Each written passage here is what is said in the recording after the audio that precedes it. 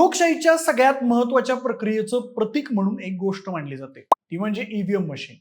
आणि त्याच ईव्हीएम अचानक एका भीषण आगीत जळून खाक झाल्या तर पश्चिम बंगालमध्ये कोलकात्याच्या अलीपूर परिसरातील एका सरकारी इमारतीत हीच घटना घडली आहे. एका सरकारी इमारतीला लागलेल्या आगीत तब्बल 4,000 ईव्हीएम मशीन जळून नष्ट झाल्या आहेत.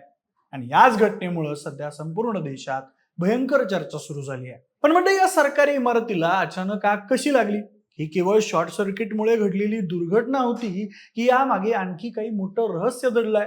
विशेष म्हणजे या मशीन्स पश्चिम बंगाल विधानसभा निवडणुकांमध्ये वापरण्यात आल्या होत्या आणि मतदान प्रक्रिया पूर्ण झाल्यानंतर त्या या इमारतीत का साठवून ठेवण्यात आल्या होत्या, हेच प्रश्न आता माध्यमांमध्ये पडू लागले आहेत. त्यामुळेच हे संपूर्ण प्रकरण नेमकं काय आहे, विधानसभा निवडणुकीदरम्यान वापरलेल्या या ईव्हीएम मशीन्स जळून खाक कशा झाल्या, याबद्दलची संपूर्ण माहिती या व्हिडिओच्या माध्यमातून जाणून घेऊयात. नमस्कार, मी प्रथमेश आणि तुम्ही पाहताय विषय सुभारे. कोलकात्याच्या अलीपूर भागात असलेल्या दक्षिण 24 परगणा जिल्हा परिषदेच्या प्रशासकीय इमारतीत 10 जून रोजी भीषण आग लागली आणि काही तासातच ही घटना संपूर्ण देशभर चर्चेचा विषय बनली. कारण या इमारतीमध्ये विविध सरकारी कार्यालयांसोबत मंडळी मोठ्या प्रमाणात इलेक्ट्रॉनिक मतदान यंत्र म्हणजेच ईव्हीएम साठवून ठेवण्यात आली होती. आग इतकी भीषण होती की जवळपास 4,000 ईव्हीएम्स पूर्णपणे जळून खाक झाल्याची माहिती समोर आली. विशेष म्हणजे या मशीन्स नुकत्याच पार पडलेल्या पश्चिम बंगाल विधानसभा निवडणुकांमध्ये वापरण्यात आल्या होत्या. मंडळी, सकाळी आग लागल्याची माहिती मिळताच अग्निशमन विभागाच्या गाड्या घटनास्थळी दाखल झाल्या. सुरुवातीला ही सामान्य आग असल्याचं वाटत होतं, मात्र काही वेळातच धुराचे प्रचंड लोट संपूर्ण परिसरात पसरले. आग इमारतीच्या वरच्या भागात वेगाने पसरत असल्याचं दिसत होतं.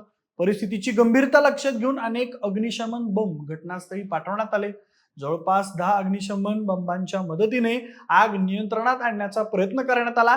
या इमारतीत अनेक सरकारी विभाग कार्यरत होते, त्यामुळे आग लागल्यानंतर सगळ्यात आधी कर्मचाऱ्यांना सुरक्षित बाहेर काढण्याचं काम करण्यात आलं.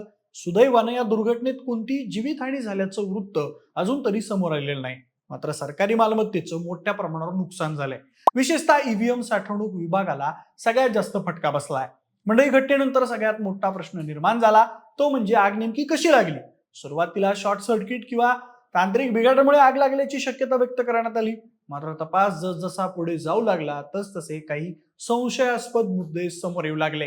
राज्याचे अग्निशमन मंत्री कौशिक चौधरी यांनी स्वतः घटनास्थळाची पाहणी केली आणि त्यानंतर केलेल्या वक्तव्यामुळे या प्रकरणाकडे संपूर्ण देशाचं लक्ष वेधलं गेलं. कौशिक चौधरी यांनी स्पष्टपणे सांगितलं की ही घटना सामान्य आग वाटत नाहीये.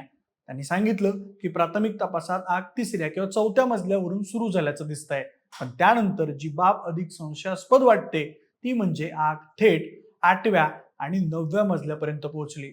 दरम्यानचे 5वा, 6वा आणि 7वा मजला मात्र तुलनेने कमी प्रभावित झाल्याचं दिसून आलं. ही बाब नैसर्गिकरित्या लागलेल्या आगीच्या पॅटर्नशी जुळत नसल्याचं त्यांनी अगदी स्पष्टपणे नमूद केलं. त्यामुळे या संपूर्ण प्रकरणात काहीतरी वेगळं घडलंय असा संशय त्यांनी व्यक्त केला.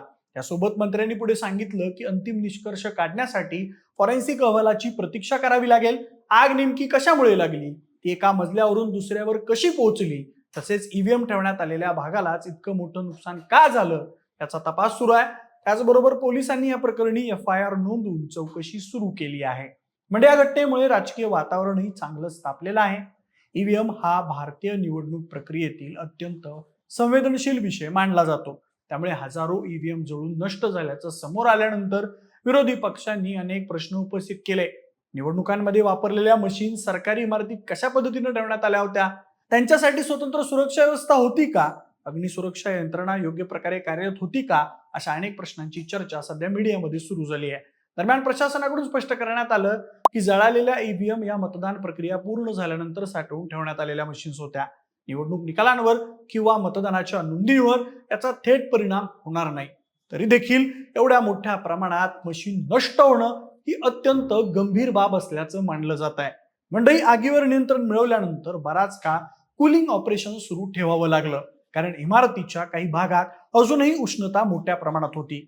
अग्निशमन दलाने प्रत्येक मजल्याची तपासणी करून आग पूर्णपणे विझल्याची खात्री केली. त्यानंतर फॉरेन्सिक आणि पोलीस पथकांना तपासासाठी प्रवेश देण्यात आला. सध्या तपास यंत्रणा 3 प्रमुख शक्यतांवर काम करत असल्याचं वृत्त आहे. पहिली शक्यता म्हणजे विद्युत बिघाड, दुसरी शक्यता म्हणजे इमारतीतील सुरक्षा यंत्रणांमध्ये झालेली चूक आणि तिसरी आणि सगळ्यात चर्चेत असलेली शक्यता म्हणजे माणसांनीच ठरवून केलेला हा घातपात आहे का. मात्र अद्याप कोणताही अधिकृत निष्कर्ष जाहीर करण्यात आलेला नाहीये. एकूणच पाहिलं तर अलीपूर येथील सरकारी इमारतीतील आग ही केवळ एक साधी दुर्घटना म्हणून पाहिली जात नाही. जवळपास 4000 ईव्हीएम्स जळून नष्ट होणं, आगीचा असामान्य प्रसार, मंत्र्यांनी व्यक्त केलेला संशय आणि सुरू असलेला फॉरेन्सिक तपास यामुळे हे प्रकरण अधिकच गूढ बनलंय. त्यामुळे आता सगळ्यांचं लक्ष फॉरेन्सिक अहवाल आणि पोलीस तपासाकडे लागलंय. त्या अहवालानंतरच ही आग अपघाती होती की त्यामागे काही वेगळं कारण होतं याचं खरं उत्तर समोर येणार आहे. बाकी मंडळी, ईव्हीएम ठेवलेल्या इमारतीला अशा सोप्या पद्धतीनं आग लागणं याबद्दल तुम्हाला काय वाटतंय मला कमेंट बॉक्समध्ये नक्की सांगा. सोबतच आपल्या विशेष बारीच्या युट्यूब चॅनलला सबस्क्राईब करायला अजिबात विसरू नका. धन्यवाद.